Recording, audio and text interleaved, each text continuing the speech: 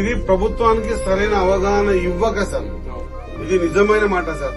ప్రభుత్వానికి సరైన అవగాహన ఇయ్యక, అందుకే దీని విషయంలో నేను గవర్నమెంట్ లా ఎమ్మెల్యే అయినా కూడా మంత్రి కూడా కొట్లాడుతున్నా.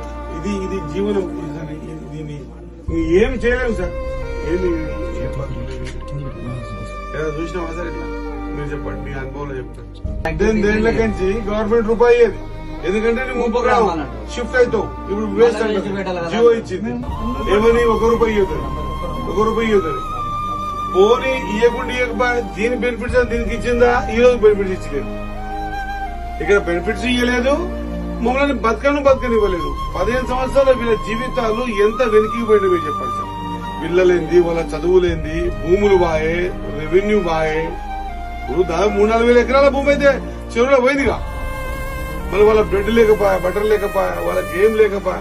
ఒక మాత్రం ఆశలల్లా ఒక 2 తరాలు ఆశలు బతికినాయి. ఇప్పుడు వచ్చే దుడ్లు, అప్పుడు వచ్చే దుడ్లు. ఇప్పుడు ఇచ్చే పైసలు ఎంత ఇస్తాం మనం? దాని నుంచి ఏం మీద వర్కౌట్ అవుతుంది? ఇచ్చేదైనా ఇప్పుడన్నా తొందరలో ఇద్దామని, అందుకే మేము ఇంత ఆలోచిస్తాం.